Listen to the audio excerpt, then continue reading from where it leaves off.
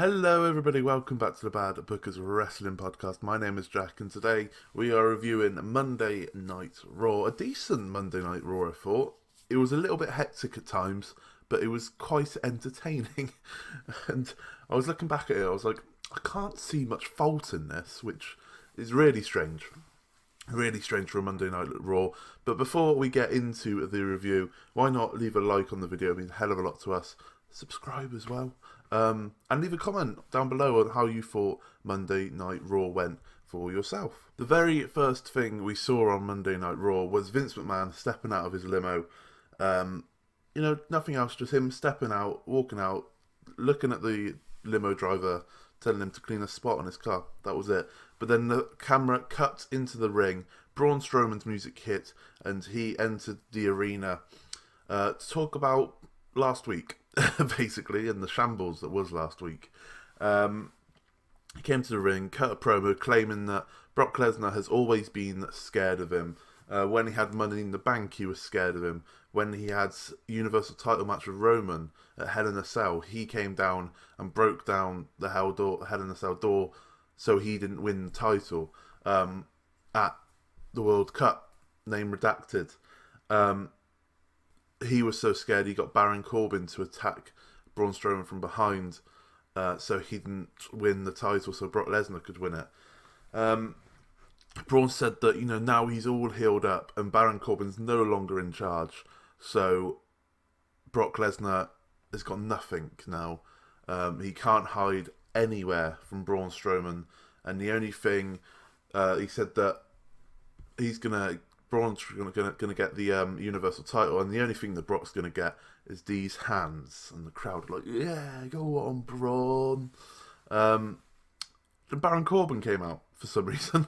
Baron Corbin came out, and Braun was not happy about this.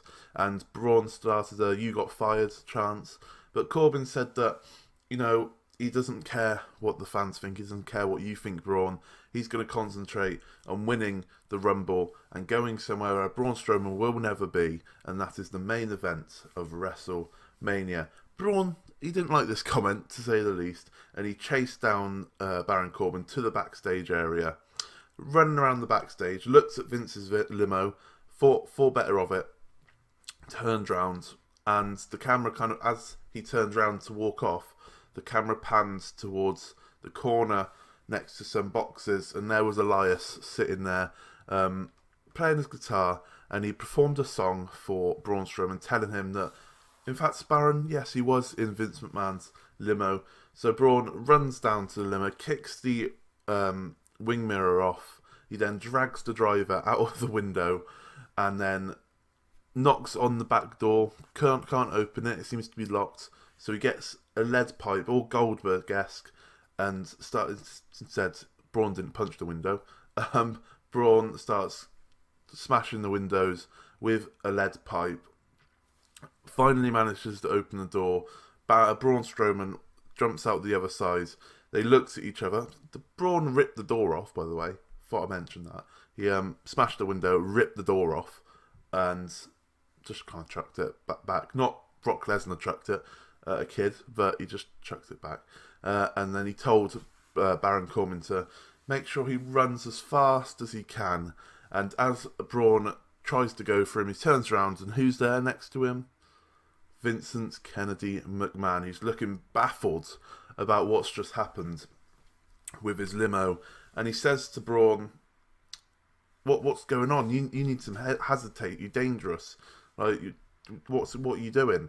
This is going to cost you £100,000. So that cost him the same as Charlotte attacking referees. I think Charlotte got fined £1,000, £100,000, wasn't it? Yeah, I'm pretty sure it was. Is either that or 10 grand? It doesn't matter. It doesn't matter. And Braun said 100 grand. That's not how much this piece of crap's worth.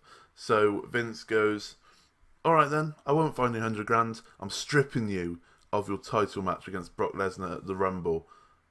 Out of nowhere, just strips Braun Strowman. Braun wasn't happy, obviously, and flips the limo over, because it's a Braun thing to do, isn't it? So, and then he gets escorted out of the building. we don't have an opponent for Brock Lesnar anymore. Who's it going to be? The first match of the evening saw Ronda Rousey and Sasha Banks take on Nia Jax and Tamina in a tag team match. It was a pretty nothing match. It was like a 10-minute match, I would say. There was like only one, from what I remember, there was only one tag between the faces. Just to get that hot tag into Ronda. She did, her moves, nearly put Tamina in an armbar. It went to an ad break, and then Sasha Banks was back in. So I think it was like a 10-minute match, but Sasha Banks seemed to be in it for like 8-9 minutes or so, which is a long time. Like I said, pretty nothing match. Sasha Banks hit a side Russian leg sweep even onto Tamina, put in the bank statement, and Tamina taps out. So 9 Tamina, lose again. Good.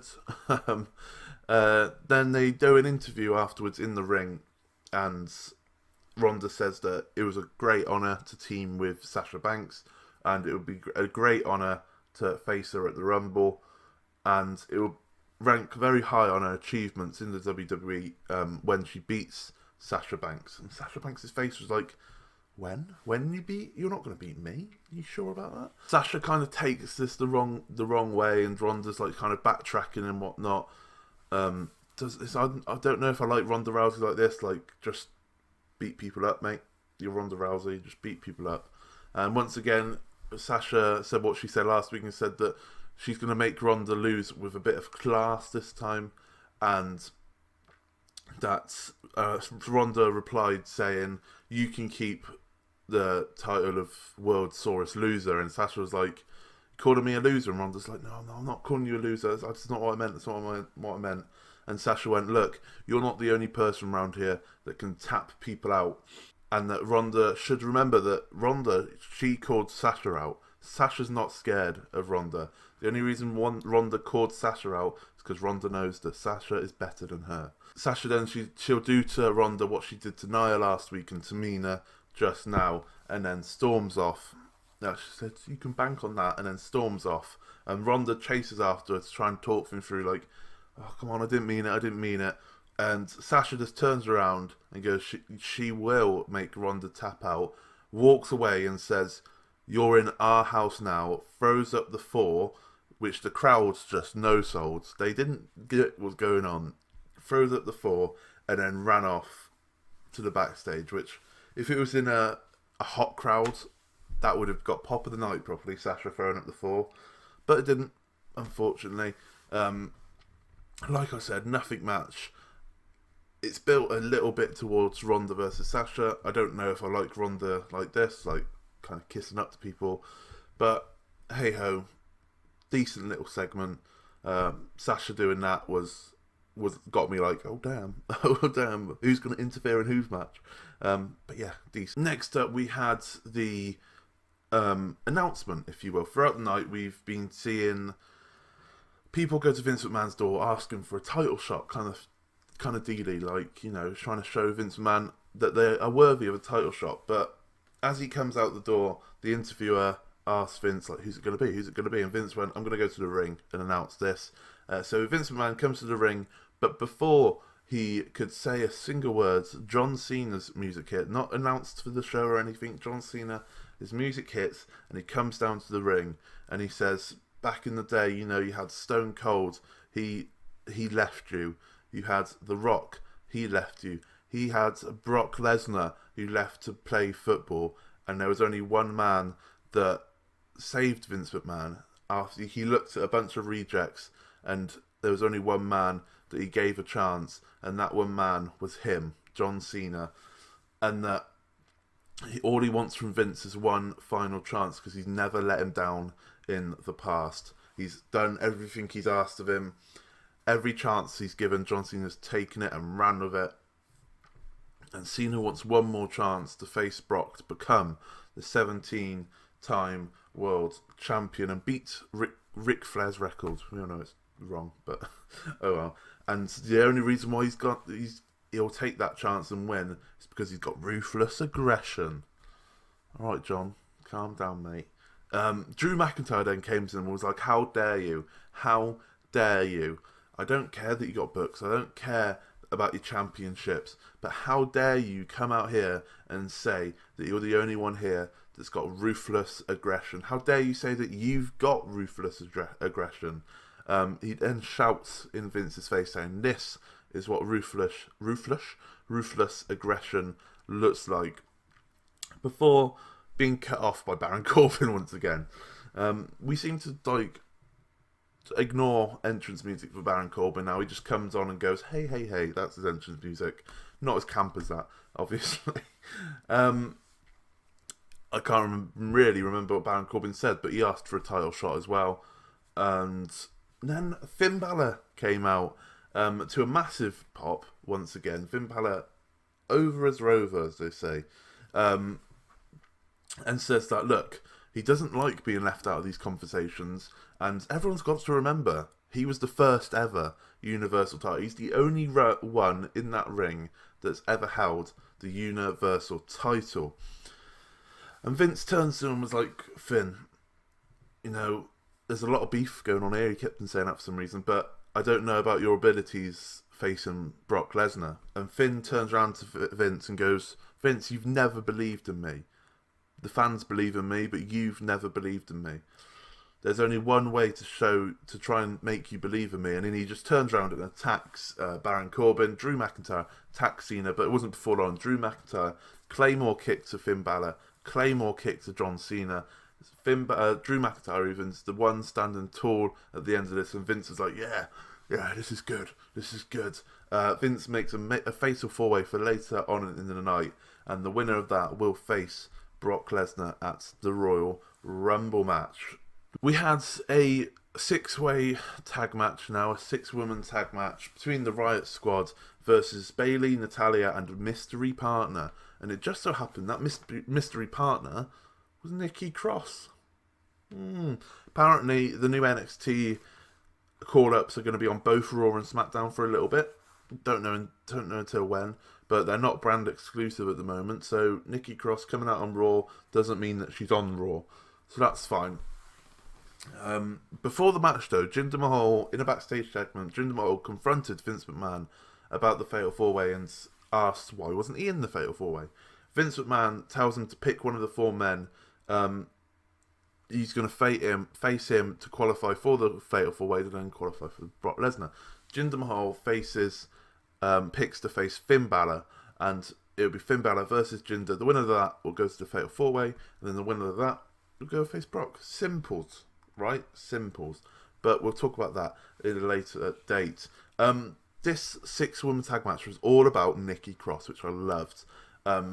It proper put her over a gimmick perfectly, like this mental, chaotic, not all there kind of woman, and she looks incredibly strong in this. She had her chance to get over with the crowd, which it looked like she did, to be fair, so fair play to her. The finish of the match was she hit a nasty looking fisherman's neck breaker draped onto the top rope. I think it was Liv Morgan was draped on the top rope, fisherman neck breaker, kind of like a crossroads thing as well. And then she, as Bayley had tagged herself in before that, and then Nikki Cross kind of took Liv Morgan in position, elbow drop from Bayley, 1, 2, 3. Bayley picks up the win for the face teams, but this match did wonders for Nikki Cross, in my opinion, to put herself over with the crowd. And no doubt if she came out on SmackDown tomorrow, she'll be over anyway because she's come out on SmackDown before. But I think this would be more crowd reaction because people would be like, oh yeah, she was on Monday Night Raw. She was actually quite cool. I'm going to cheer for this one. So, good.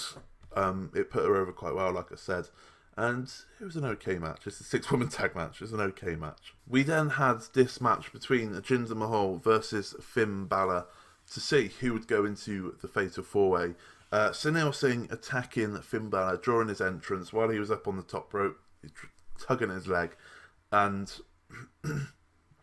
just to stack the odds against Finn Bálor some more, but it wasn't enough and it didn't matter as Finn Bálor fought back, hit the coup de grace on Jinder Mahal, and it was about 7 or 8 minutes, I think, about that time. hit the coup de grace onto Jinder Mahal and picked up the win to go into the Fatal 4-Way. So nothing's changed. The Fatal 4-Way, Finn Balor, John Cena, Baron Corbin and Drew McIntyre. And that will be the main event of the evening. We then had Intercontinental title match between Dean Ambrose, the champion, Seth Rollins and Bobby Lashley. Triple threat match to see who will become the new, or still, Intercontinental champion. Dean Ambrose and Bobby Lashley formed a partnership quite quick to take out Seth Rollins, but it didn't last long before Dean turned on Bobby Lashley. Seth and Dean did some kind of out of nowhere tag team action. They kind of looked at each other like, okay, what the hell was that? Hit Bobby Lashley with some steel steps. Seth then jumped in the ring and was like, okay, that's enough. Let's fight now. Let's destroy each other. And which is quite good. I quite like that, you know. Because they were a tag team for a hell of a long time. You know, go back to that, you know, be like, oh, Seth might turn at this point. Oh, is Dean turning back? It's like, are they going to be a tag team again? No, Seth just wants to beat the bloke up, which is fine by me. The finish of the match was Seth Rollins hitting a super kick onto Dean Ambrose, goes for the stomp, but as he goes to hit the ropes, Leo Rush pulls the ropes down. Dean Ambrose at this point is getting up. Spear by Bobby Lashley. 1, 2, 3.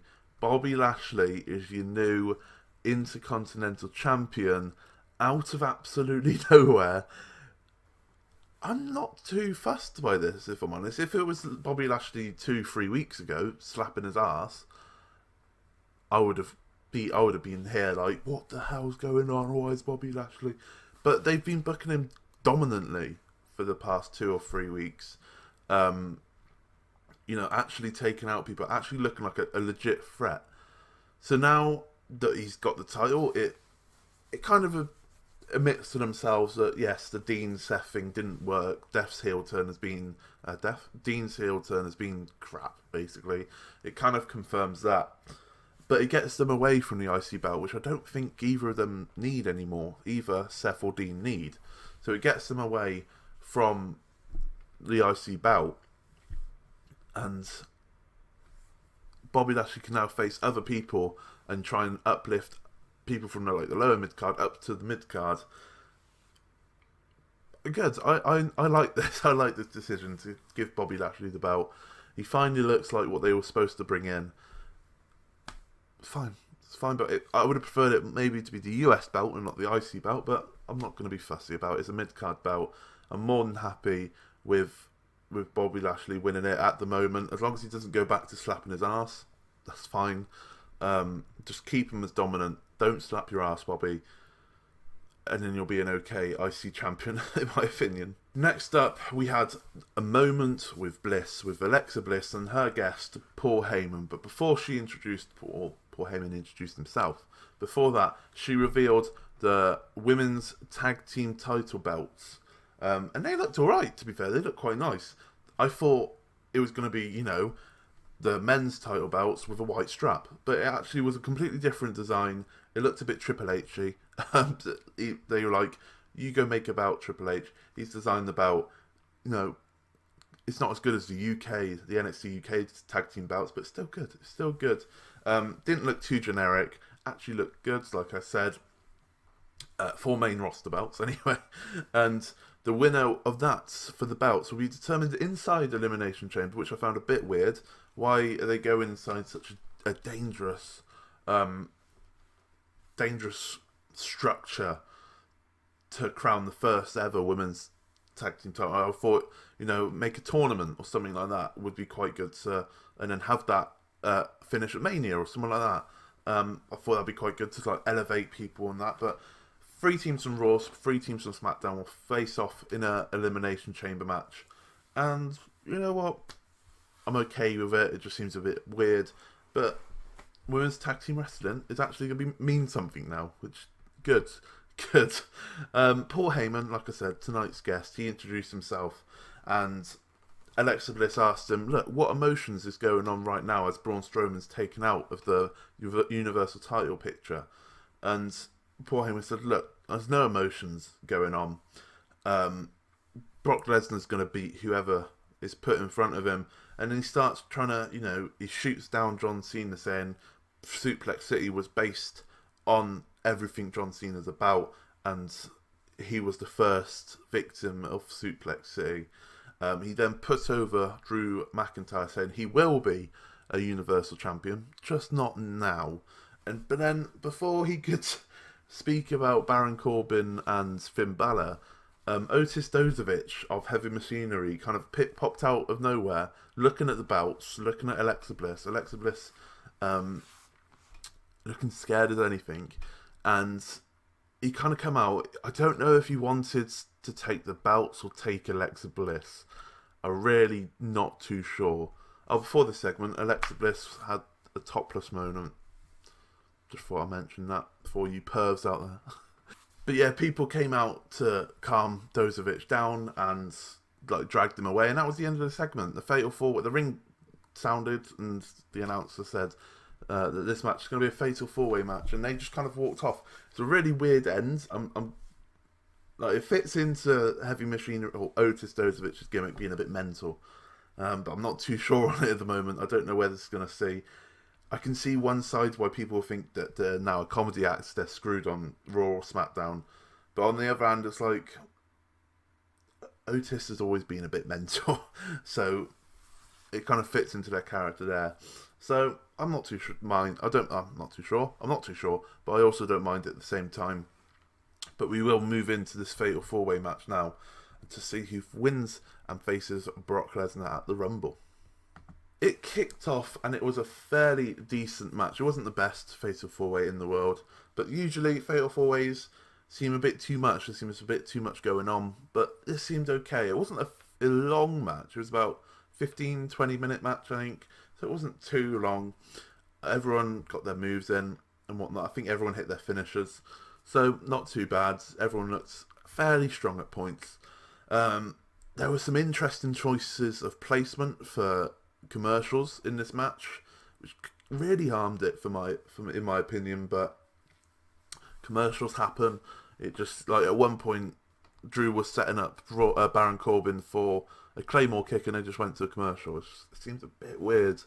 But the finish of the match was John Cena hitting Baron Corbin with an AA, but as Cena jumped up, bang, Drew McIntyre hits Cena with a Claymore kick, but as he jumps up, Finn Balor hits a spinning DDT onto Drew McIntyre, and then he sees John Cena lying there. That took Drew McIntyre out of the ring. He sees John Cena lying there. He goes up to the top rope. Finn Balor hits the coup de grace onto John Cena, pins him 1, 2, 3. Finn Balor has not only beaten Jinder Mahal to get into the Fatal 4-Way match, he's won the Fatal 4-Way match. They have built an underdog from the halfway point of the show until the end of the show. They have built Finn Balor to mean something now, which is mental. Really good booking, simple booking as well. Just build someone up by winning 2 matches. Simple. So it's now going to be Brock Lesnar versus Finn Balor for the Universal title at the Royal Rumble. I'm fully behind Finn. I don't know if he's going to win, but it'd be so cool. I did a little booking thing on Twitter, and it ended up with Demon Finn winning in a Goldberg style squash match against Brock. AJ Styles winning the Rumble. AJ versus Finn at Mania. We'll have to wait and see what happens, but Finn Balor's looking like an absolute star now, which is fantastic. Ratings on Raw, I'm going to give it a 3.5 star. A whole star better than last week. It was very good, in my opinion. It wasn't as good as last week's SmackDown, I don't think, but I keep on looking back at it and I don't see a bad point, if I'm honest of it. A 6-woman tag match, we've seen it before, but it introduced Nikki Cross, so perfect. The Otis Dozovic stuff, it seems weird, but it kind of fits into his gimmick. Alexa Bliss topless moment. Like, people want the Attitude Era back. That happens in the Attitude Era. You didn't see anything. fine by me. She would have agreed to it. Whatever. It's fine. It's fine. It's not the end of the world that you saw a bit of side boob, is it? If you're a bit mad about that, you need to reassess your life, I think. I missed out a match. How have I done that? We had a match between Lucha House Party and the Revival. And the Revival won. There you go. EC3 was on the Titantron as well. He wasn't on the Titantron.